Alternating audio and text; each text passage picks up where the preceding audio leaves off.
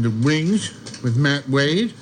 I like, after 37 years of doing the show, this is one of the reasons I do this, is I can bring people like Aaron Schul to meet Terry Reid, and and have you asked her about those? I don't like that idea. Poor girl. I've known other women that have run out the building.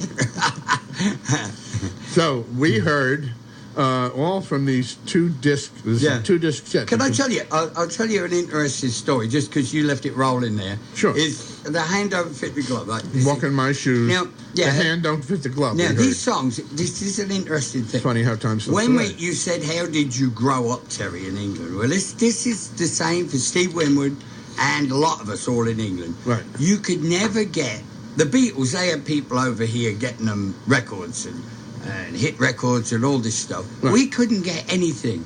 There was one store on Oxford Street in London called His Master's Voice, HMV. Yeah. And you would go in, and there was a lot of stores here, I think. Sure. And you would get a pile of records, the new things out, and you'd go into a booth and listen to them, and then you either bought them or did them. Usually you screwed them up by that time. Yeah. But that's the only way. Now, the record companies, I found out later on what it was, we only ever got the B-sides and outtakes and album tracks that the record companies were trying to milk in another country. Sure. They weren't released here. Right. I still do two songs that nobody seems to have a clue what they are over here, yet they were done by the OJs. Right. So it's interesting. Now, I'm trying to condense this. What happened? When you say here, you mean England? Yeah, well, here's here. This is America. Oh. Isn't it? I think so, yeah. Oh, right. I thought you were talking about... there is there. The difficulty... Here's here. That's over there. Yeah, you're talking about... over there. The difficulty of getting records, because I know Elvis Costello... Couldn't get him.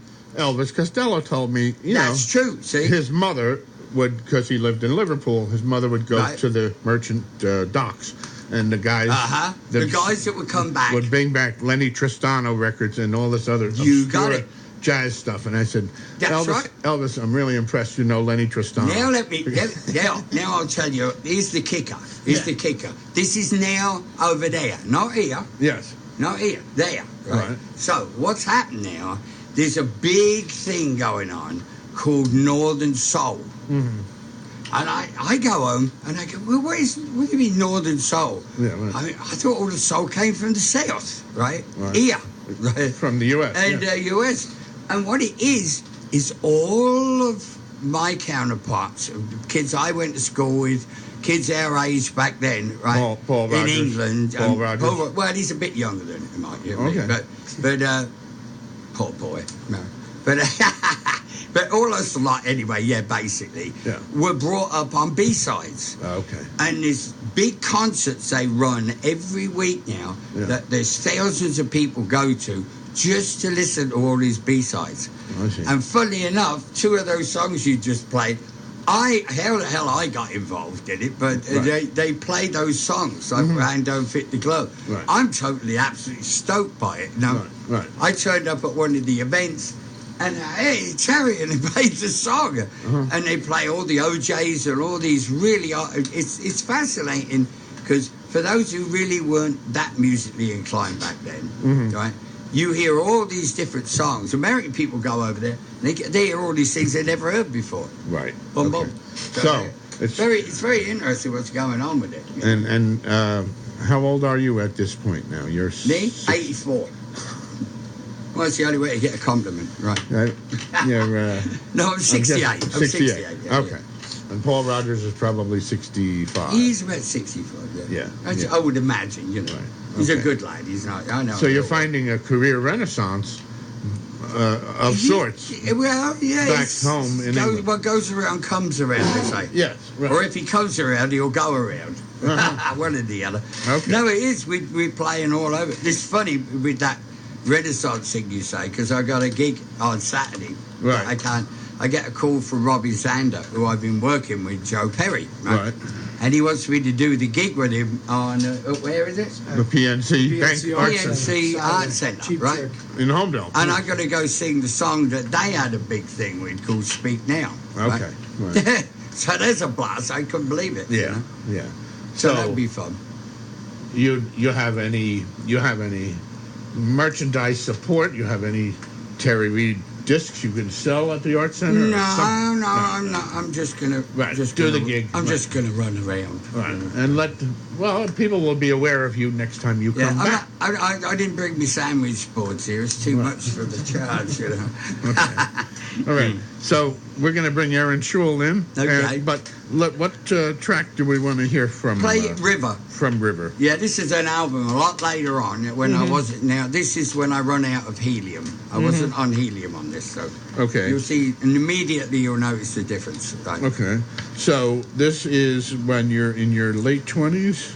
Early 20s, maybe. Early 20s, yeah. I moved to the States. That's when I moved to the States, right? Okay. I started this album in England, did half of it there, and then the band dissolved for various reasons, right? Yes. It went their own ways. Okay. And I said, I've had enough. So I moved to the States. To California. Yeah. Right. And luckily enough, I was signed to Armour Ertigan at Atlantic Records. Good.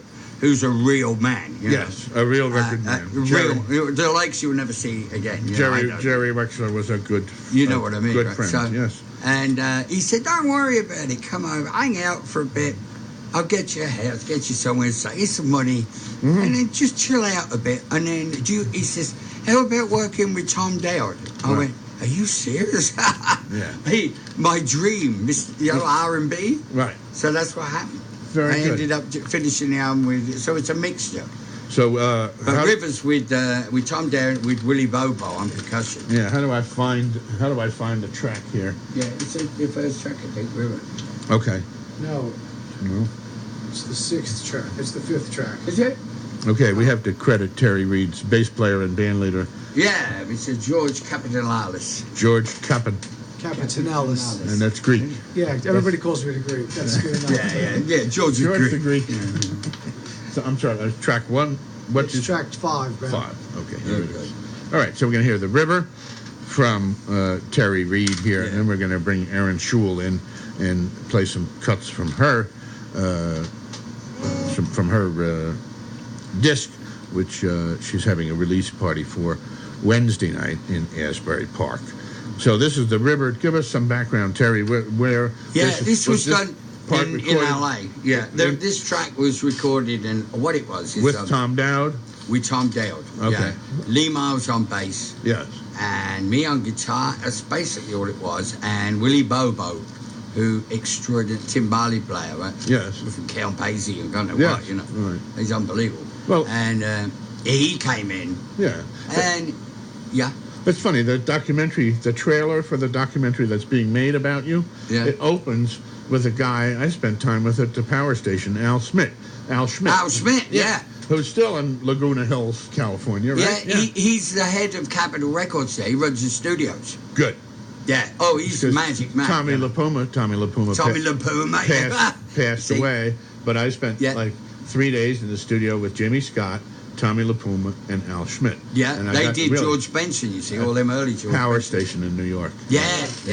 Oh, Al, I see Al all the time. He's fantastic. I did an album, Seed of Memory, with him with Graham Nash. Right. Yeah. I'm going to give you a card and you'll remind him. Oh, will do.